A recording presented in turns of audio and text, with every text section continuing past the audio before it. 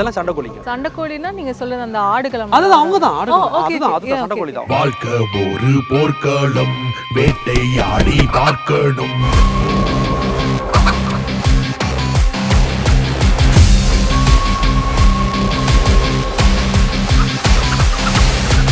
என்னென்னலாம் வச்சிருக்கீங்க ஆக்சுவலி? வாத்து, கோழி, புறா, நாய், ஆடு, மாடு.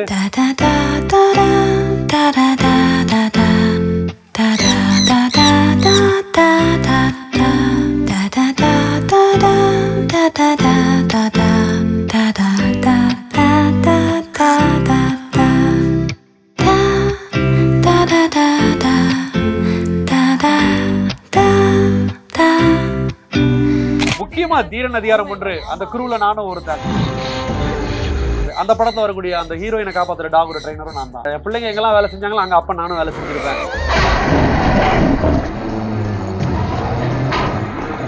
இந்த குழந்தை வந்து நாங்க குழந்தையா பாத்திருக்கோம் குட் நைட்ல.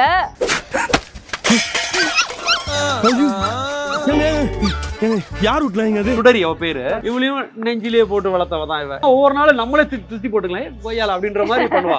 மிரட்டி விடுவா இவ. இவெல்லாம் ஒரு டெக் தான். இந்த ட்ரைனிங்கே வேணாம், அவங்கள ஒன்லி லவ் தாடா பண்ண போறேன் அப்படின்னு ஒரு செட் ஆஃப் டாக்ஸ் நான் சொல்றேன். அப்புறம் அதெல்லாம் இல்ல, என்ன ட்ரெயின் பண்ணிக்கவா, நம்ம நடிக்க போலான்னு என்ன கூட்டு வந்த மாதிரி இவங்க தான் என்ன இந்த இடத்துக்கு கொண்டு வந்திருக்காங்க. என்னடி குறைந்த விலை, நிறைந்த தரம், தங்கள் தேவைகள் அனைத்தும் ஒரே இடத்தில். ஜெயச்சந்திரன். இந்த குழந்தை வந்து நாங்க குழந்தையா பாத்திருக்கோம் குட் நைட்ல. அங்கேயும் ஒரு எமோஷன் இருந்தது, இவங்கனாலதான் வந்து அந்த பாண்டே சேர்ந்த மாதிரி அப்படின்ட்டு. சோ அந்த ஒரு குட்டி எமோஷன், குழந்தை நல்லா வளர்ந்துட்டாங்க. ஆமா, அவ வந்து அவளும் குட்டி போட்டு அவளும் பெரிய பிள்ளையாயி அதுக்கப்புறம் ஆமா ஆமா சுடரி அவ பேரு. சுடரி, ஓகே. அந்த படமும் கிட்டத்தட்ட இந்த படத்துக்கு என்ன வேலை செஞ்சோமோ இதோட முன்னோட்டம் தான் அந்த படம். ஓகே. இவளும் அதே மாதிரி, ஆனா இவ ரொம்ப சின்ன குழந்தை. அப்ப ரொம்ப ஒரு இடத்துல அடிபட்டு இருந்த ஒரு குழந்தை. சரி, எப்படியோ ஒரு குழந்தை எடுக்க போறோம், அதுக்கு இவளையே யூஸ் பண்ணிக்கலாமே அப்படின்னு சொல்லிட்டு எடுத்துட்டோம். சுடரின்ற பேரை நான் தான் வச்சேன். இவளையும் நெஞ்சிலேயே போட்டு வளர்த்தவ தான் இவ. ஏன்னா இவளுக்கும் என்னன்னா, இவங்க வர்ற கதை எல்லாத்துலயுமே நாய் ஃப்ரீயா தான் இருக்கணும். நாயை கட்டி போட்டு குரங்காட்டி வேலைக்கு வேலையே இல்லை, எல்லாம் எமோஷனல் ஒர்க் தான். கண்டிப்பா. சோ அதனால அதுவும் இவ வந்து அந்த ஹீரோயினோட ஒரு 40வது நாள்ல, அது பிறந்த 40 நாள் குட்டி அவளோட டிராவல் ஆகணும், அவளை பார்க்கணும், கேட்கணும். பார்க்கும்போது சாதாரணமா தெரியும், பட் ஆன் ஃப்ரேம்ல அதை செய்யணும்ல. கண்டிப்பா பண்ணனா இவெல்லாம் எக்ஸ்ட்ரீம்லி மூலக்காரி, எக்ஸ்ட்ரீம் மூலக்காரி.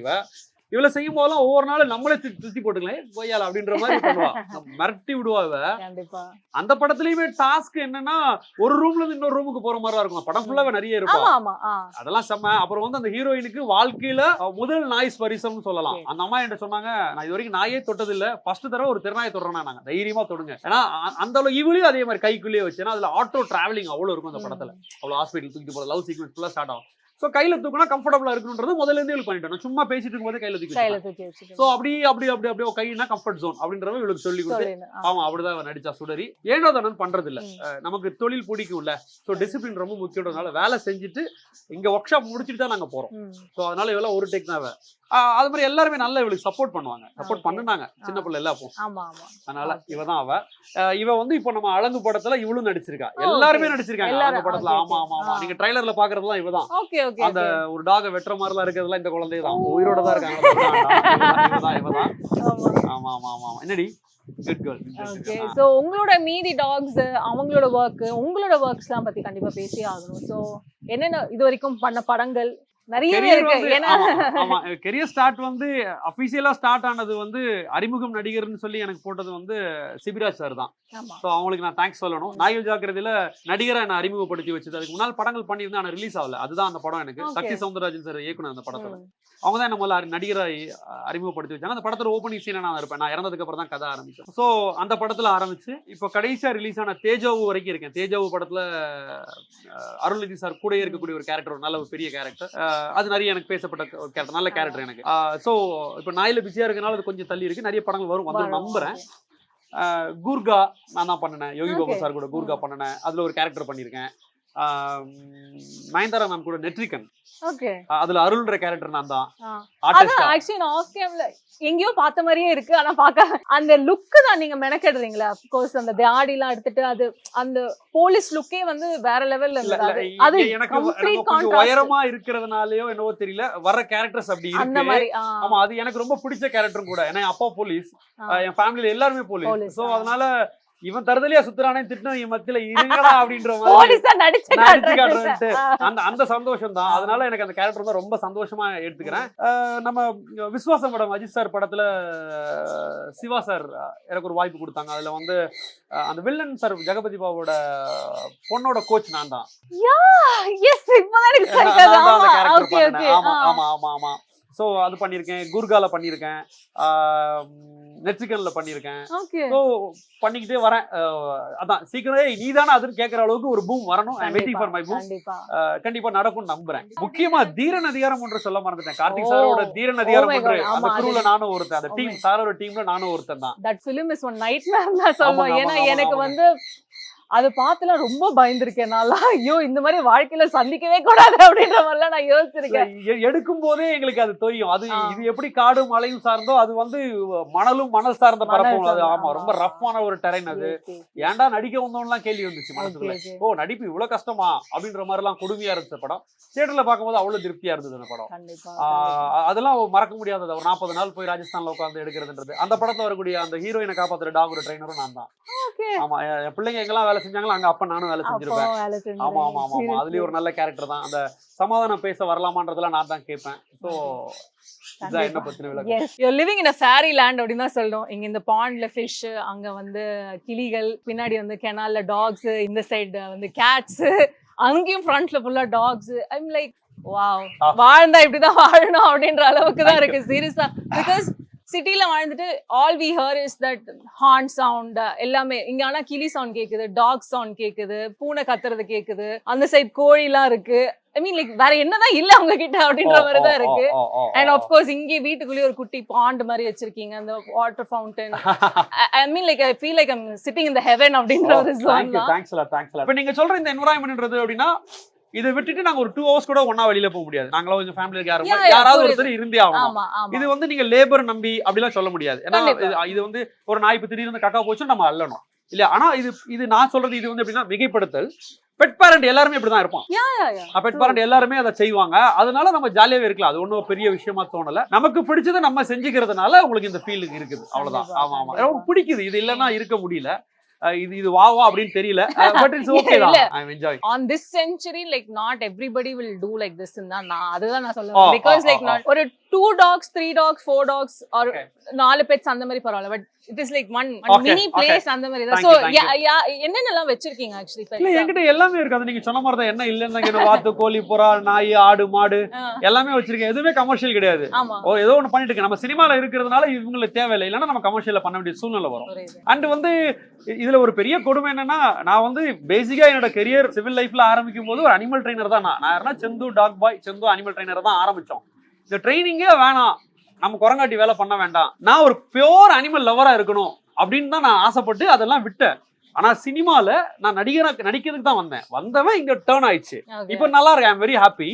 ஸோ கடைசியில இவங்க தான் என்ன கூப்பிட்டு வந்திருக்காங்க இல்லையா. நம்ம ஸோ நான் வந்து உங்களை இனிமேல் பயிற்சியே பண்ண மாட்டேன், அவங்களை ஒன்லி லவ் தாட பண்ண போறேன் அப்படின்னு ஒரு செட் ஆஃப் டாக்ஸ் நான் சொல்றேன்.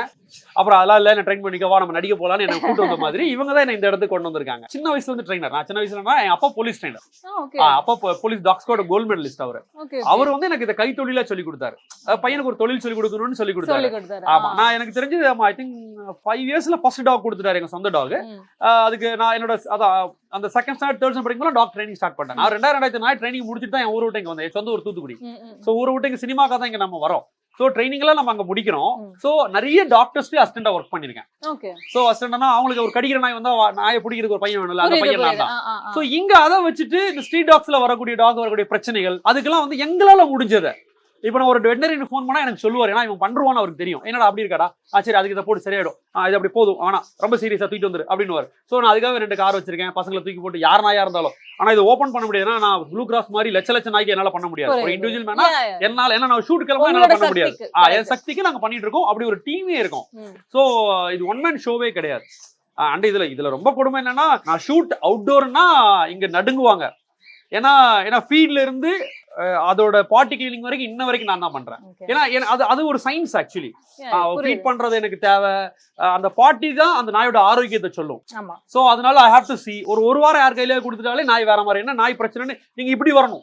பாட்டில இருந்து நாளைக்கு இந்த பிரச்சனை வரப்போது நான் இப்படி போறதுக்கு பதிலா பிரச்சனை ஆனதுக்கு அப்புறம் ரிவர்ஸ்ல வரணும் நீங்க. சோ அதனால அதெல்லாம் நான் எடுத்துப்பேன். அண்ட் எனக்கு ஒரு பெரிய பிரச்சனை இல்லைன்னா என்டையர் ஃபேமிலி வெஜிடேரியன். ஸோ அதனால இந்த பசங்களுக்கு அப்படி வளர்க்க முடியாதுல்ல. அதனால அதுதான் அந்த அவங்களுக்கு சாப்பாடு நான்வெஜ் கொடுக்கணுன்றதுனால முழு பொறுப்பையும் நான் தான் பண்ண வேண்டியது இருக்கும். அவங்க ரசிப்பாங்க. ஆனா சட்டை பிடிச்சி கேள்வி வைப்பாங்க. அந்த குழந்தை கத்திக்கிட்டே இருக்கு, அதுக்கு சாப்பாடு வைக்கல, அதுக்கு வை, அதுக்கு மறந்துட்டேன், இதுக்கு ஏன் வைக்கல, அந்த கேள்வி நம்மள ஒருத்தங்க ரூல் பண்ணிட்டே இருப்பாங்க. பட் இது நடக்கும். அந்த ஷூட் வெளியில போறோன்றப்போ நான் சேர்த்துக்கு இருக்கிற மொத்த பிரச்சனையும் அவங்க பாத்துக்கணும். அதுதான் பெரிய கொடுமை. அது கொஞ்சம் ஆடட் பிரஷர் தான். பாவம், அவங்க பாவம் தான். பட் காலைல விழுந்து மன்னிப்பு ஐயா மன்னிச்சு அப்படின்றது. பட் இப்ப நீங்களா வந்து சொல்றீங்களா இது ரொம்ப அழகா இருக்கு, ரொம்ப நல்லா இருந்துச்சு, இதெல்லாம் வந்து எங்களுக்கு ஒரு பூஸ்ட் மாதிரி. ஓகே ஏதோ பண்ணிருக்காண்டான்ற மாதிரி அவங்களுக்கு ஒரு ஃபீல் இருக்கும். நம்புறேன் கொஞ்சம் மதிப்பாங்க, நம்புறேன். நன்றி. நீங்க வந்து இப்ப சினிமால வந்து வேற என்னென்ன ப்ராஜெக்ட்ஸ் அண்ட் உங்களோட குழந்தைங்க என்னென்ன ப்ராஜெக்ட்ஸ் பண்றாங்க அதெல்லாம் சொல்லாம தெரியல. பட் ஸ்டில் எதெல்லாம் ரிவீல் பண்ண முடியுமோ? இல்ல ஆல்மோஸ்ட் டாக் வச்சு இம்பார்ட்டன்ட் ரோல் பண்ணக்கூடிய, அதாவது போஸ்டர்ல டாக் வருதுன்னா அது நானா தான் இருப்பேன். அப்படி நிறைய ப்ராஜெக்ட் அடுத்தடுத்து நிறைய படங்கள் வருது. அதுல எனக்கு இப்படி எல்லாம் கூட பண்ண, அதாவது நான் பண்ணிட முடியுமா அப்படின்னு நினைச்ச படங்கள் எல்லாம் எனக்கு ஒரு எக்ஸ்பீரியன்ஸ் கொடுத்த டைரக்டர்ஸ் எல்லாம் இருக்காங்க. பண்ணிட்டு நம்ம அடுத்தடுத்து கண்டிப்பா அதை பேசலாம். நிறைய படங்கள் இருக்கு. நானும் படங்கள் நடிச்சேன், நான் ஆர்டிஸ்ட் தான். சோ நானும் படங்கள் நடிச்சுட்டே இருக்கேன். எல்லாமே அடுத்தடுத்து ஒரு எனக்கு இந்த வருஷம் எனக்கு நல்லதா அமையணும். நீங்க தான் என்ன வாழ்க்கை நம்புறேன். நான் அதுக்காக வந்தவன் தான். நான் வந்து ஆக்டரானு வந்தவன் தான். எனக்கு சுரேஷ் சந்திரா சார் தான் டாக் வச்சிருக்கேன் முதல்ல உள்ள போடா, முதல்ல சர்வே ஆகுறா சொல்லி அனுப்பிச்சாரு. சுரேஷ் சந்திரா சார் இல்லைன்னா நான் இன்னைக்கு இங்க இல்ல. சுரேஷ் சந்திரா சார் தான் எனக்கு வந்து ஓகே முதல்ல சினிமால இருக்கணும், அப்புறம் நீ கேட்டது வரும் அப்படின்னு சொல்லி என்ன சொன்னவங்க தான். இப்போ நான் 100% எஃபோர்ட். முதல்ல எல்லாம் கூட எனக்கு ஒரு வாப்லி இருக்கு. இப்போ எனக்கு அப்படிலாம் இல்ல. ரொம்ப சந்தோஷமா இதை செய்யறேன். செம்ம ஜாலியா இருக்கேன். இவங்களோட வேலை செய்யறது ரொம்ப ஹாப்பியா தான் இருக்கு. ஏன்னா இந்த டாக் நம்மள ஒரு சீஃப் டெக்னீஷியன் லெவல்ல கொண்டு போய் நிறுத்துதுன்ற பட்சத்தில் இதை விட ஒருத்தனுக்கு என்ன வேணும் இல்லையா? அண்ட் அதுல நானும் அதுக்கு என்னெல்லாம் உண்மையா இருக்க முடியுமா, அதோட கம்ஃபர்டபுளா 100% பாத்துக்கிறேன்.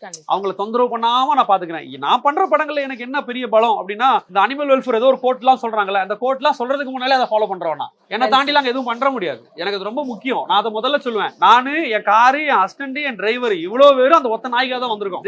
அவங்க ஆர்டிஸ்ட் இல்ல வாயில, அதனால அதெல்லாம் பண்ணவே மாட்டோம். நவுடேஸ் எல்லாமே சூப்பர். எங்களுக்கும் அதிகமா பிரச்சனை வருது. நாங்க டெய்லி கடவுளை வேண்டது என்னன்னா ஸ்டண்ட் சீன் வந்துடக்கூடாது, மாஸ்டர் போட்டு புரட்டிடக்கூடாது. ஏன்னா அவங்கள பொறுத்தவரையில அவங்க பண்ணும்போது மனிதர்களே அடிபடுவான் இல்லையா? அவங்கள பொறுத்தல தட் இஸ் அட்வென்ச்சர். நம்ம அது நான் செய்யலாம், என் காலை ஒடிச்சா ஓகே மாஸ்டர்னு சொல்லலாம். பட் ஒரு நாயை ஒடிக்க அலோ பண்ண முடியாது இல்ல. அதனால ஆன் பிகாஃப் ஆஃப் அதுக்கு நம்ம பண்ண வேண்டியது வரும். பட் அவங்களாம் இப்போ தூள் படுத்துறாங்க. எப்பா பண்ணலாமாப்பா இதை அப்படின்னு கேட்டுக்கிறாங்க. கடுப்பா தான் இருப்பாங்க. எப்பா சொல்லுப்பா இது பண்ணலாமா இப்படி அப்படின்னு கேட்டுப்பாங்க. இப்ப இந்த எங்க அலங்கு படத்தை பொறுத்தவரையில அவ்வளவு டாக்ஸ் இருக்கு. ஒரு சிங்கிளா 25 நாய் 30 நாயெல்லாம் இருக்கு. அதெல்லாம் வந்து ரொம்ப கஷ்டம். அது ஆர்டிஸ்ட் வச்சு பண்றதே கஷ்டம். ஸ்டன் மாஸ்டர் எல்லாம் பாவம். அது இப்ப நான் அவுட் பார்த்ததுக்கு அப்புறம் எப்பா என்னமா வேலை செஞ்சிருக்கா ஸ்டன் மாஸ்டர்ன்ற மாதிரி இருக்கு. ஸ்டன் மாஸ்டர் என்ன சொல்றது, உச்சி முகுந்து பாராட்டணும், இல்லன்னா காலை தொட்டு வணங்கி பாராட்டணும். அந்த அளவுக்கு அழகு பண்ணிருக்காரு. அந்த சேசிங் சீன்ஸ்ல என்னப்பா ஓட விட்டுட்டே இருக்காருன்ற மாதிரி இருந்துச்சு. அவுட்னு ஒண்ணு இருக்குல்ல, ஏன்னா அது அவங்களோட விஷனரி இல்ல. அதுதான் நம்ம தொழில் நமக்கு இங்கிற மாதிரி அவங்க மாஸ் பண்ணிருக்காங்க. அது டாக் வச்சு வேலை செஞ்சது வந்து முறையா சொன்னா நீங்க அவங்கள்ட்ட தான் சொல்லணும். ஆனா என்ன கழுவி ஊத்துவாருன்னு வச்சுக்கோங்க. ஏன்னா டாக் அடிக்கிற சீன்லாம் நம்ம என்ன பண்ண முடியும்? எதுவுமே பண்ண முடியாதுல்ல. அடிக்கிற மாதிரி அவங்க அடிக்க மாட்டாங்க. அந்த கையை தூக்குனாலே இவங்க பயந்துருவாங்க இல்ல. அதுதான் பிரச்சனை. பிரீட் டாக்னா அந்த பிரச்சனை இருக்காது. இவங்க அது இருந்துச்சு. சோ ரொம்ப ஜாலியா இருந்துச்சுன்னு வச்சுக்கோங்களேன். இப்போ நம்ம சிட்டில இருக்கோம் அப்படின்னா மைண்ட் கொஞ்சம் ரிலாக்ஸ் ஆனோம். we come out to the balcony and just have peaceful time. இங்கேயும் அதே மாதிரி தான் இருக்கு. ஆனா உங்களோட வீடு அதை விட பீஸ்ஃபுல்லா இருக்கு ஆக்சுவலி பாக்குறதுக்கு. நீங்களா செதுக்குனீங்க அப்படின்னு மாதிரி சொன்னேன். ஆல்ரெடி ஆஃப் கேம்லயே ஒரு திருஷ்டி எடுத்தேன், இப்போ ஒரு திருஷ்டி எடுக்கிறேன். இப்போ அவளோட seriously like I am very superstitious. ஏன்னா கண் வச்சிடக்கூடாது அப்படின்னு மாதிரி இருந்தது. It was very beautiful. சீரியஸா அவ்வளவு அழகா இருந்தது. அதுவும் நீங்களா அதை செஞ்சீங்க அப்படின்னு சொல்லும் போது ஐ வாஸ் லைக் ஒரு மனுஷனுக்கு எவ்வளவு பொறுமை இருக்கும் அப்படின்ற அளவுக்கு தான் இதை யோசிச்சேன். இல்ல எனக்கு அது அப்படி சொல்றதை விட இதுவுமே ஒரு கம்யூனிட்டி மாதிரி தான். என்னோட நண்பர்கள் ஒரு வட்டாரம் இருக்காங்க. நல்லா ஒண்ணுமே இல்லைன்ற அளவுக்கு அவங்க பண்ணுவாங்க. ஒரு ஐடியா ஒண்ணு பண்ணுவோம், தலைவரை வந்து பாருங்கன்னுவாங்க. எப்படியா பண்ண நீ அப்படின்ற மாதிரி இருக்கும். இரு நான் பண்ணி காட்டுறேன் அப்படின்ற மாதிரி டூ இட் ஆன் ஓன்ன்ற ஒரு கம்யூனிட்டி மாதிரி என் கூட இருக்கிறவங்க இருக்காங்க. அவங்க எல்லாருமே என்ன, இப்போ இன்னைக்கு ஒரு வெல்டிங் ஒரு ஒர்க் பண்ணணும், நான் வெல்ட் பண்ணுவேன். பட் எனக்கு ரொம்ப கஷ்டமா இருக்கு சார், கொஞ்சம் மெயின் சார் நான் சொதப்பிடும்னு தோணுதுன்னா அந்த சார் வருவார். அவர் இஸ் நாட் அ வெல்டர். அவர் வந்து அவர் பெரிய ப்ரொஃபஷன் வச்சிருப்பாரு, வந்து பண்ணி கொடுப்பாரு. தலைவர் இது ஒரு டவுட்டா இருக்குன்னு சொன்னா ஒரு ஹாஸ்பிட்டல் மேனேஜர் ஒருத்தர் தலைவர் இது இப்படி பண்ணிட்டு தலைவர்னு. அவங்க பெரிய ஆனா அவங்க எல்லாரும் என்ன திட்டுறது என்னன்னா, யோ நாங்க இவ்வளவு பெரிய செங்கல் வச்சு கட்டுறோம், நீ என்ன 4 இன்ச்சுக்கு மேல தாண்டவே மாட்டேன்றேன்னு திட்டுவாங்க. பட் நீங்க ஐடியா கொடுங்க, ஓகே நிறைய கலந்து ஆலோசிப்போம். நீங்க அந்த பாக்குற இடம் எல்லாம் நாங்க உட்காந்து பேசுறதுக்காக போடப்பட்ட இடங்கள் தான். நிறைய டிஸ்கஷன் நாங்க பண்ணுவோம். சோ இது நான் மட்டும் இல்ல, இது நிறைய பேர் இருக்காங்க. இன்னும் இது தெரிய ஆரம்பிக்கும். அதனால பார்த்து இருக்கிறதுலே காசு என்ன கம்மியாகும், நம்ம அதை வச்சு அது போக ஒரே டைம் நான் பண்ண முடியாது. ஷூட் பிஸி இருக்கிறதுனால எனக்கு என்னைக்கெல்லாம் கேப் கிடக்குமோ அந்த டைம்ல ஒரு டார்கெட் வச்சுப்பேன். அந்த வேலையை நான் முடிச்சிடுவேன். இதுல இருக்கிற எல்லா வேலையும் எனக்கு தெரியும்ன்றதுனால இப்ப ஒருவேளை ஒரு கொத்தனார் வராருன்னு சொன்னா அவர் கையில அந்த வேலையை கொடுத்து நான் வெல்டிங் இறங்கிடுவேன். ஒரு நல்ல வெல்டர் கிடைச்சாருன்னா வெல்டிங் வேலையை கொடுத்து நான் உட்டுக்கு இறங்கிடுவேன். சோ எல்லா வேலையும் நம்ம கத்துக்கிறதுனால எல்லா மிஷினரிஸ் வி ஹேவ் நமக்கு பிடிக்கும்ல. அது சின்ன வயசுல அப்பா சொல்லுவார், கைத்தொழில் ஒன்றை கற்றுக்கொள். அது கற்றுக்கிட்டேன்னா நீ வந்து எதையாவது பண்ணி பொழைச்சிக்கலாம்டா. முதல்ல கைத்தொழில் ரொம்ப அவசியம்னு ஒரு சொல்லுவார்ல. அந்த விளையாட்டா பண்ணினது தான் இது இங்க வந்து நிக்குதுன்னு சொல்றேன். நம்ம we are not experts, but நம்ம செஞ்சுக்கலாம், நம்ம வாழ்ந்துக்கலாம். அண்ட் இந்த வெள்ளங்களும் இந்த கொரோனா பீரியட்ஸும் நமக்கு நிறைய பாடத்தை சொல்லி கொடுத்தது. இந்த மாதிரிலாம் ஸ்ட்ரீட் ஸ்மார்ட்டா ஒர்க் பண்ணனா நிறைய பேருக்கு நம்ம உதவி செய்ய முடியும். கண்டிப்பா ஒரு சின்ன விஷயமா இருக்கு, ஃபர்ஸ்ட் ஃப்ளோர்ல இருந்து அவங்களால கீழே இறங்க முடியாது. நாங்க ரெஸ்கியூஸ்க்கு போறோம், அந்த மாதிரிலாம் இப்போ நான் போறதெல்லாம் நிறுத்திட்டேன். ஏன்னா இவங்களை பாத்துக்கிறதே பெரிய வேலையா இருக்கு. ஏன்னா இவங்களை முதல்ல சேஃப் பண்ணணும் அப்படின்றதுனால வச்சுக்கிறோம். அதனால இதெல்லாம் எல்லாருமே பண்ணணும். பண்ணனா இதெல்லாம் ஒரு விஷயமே இல்ல.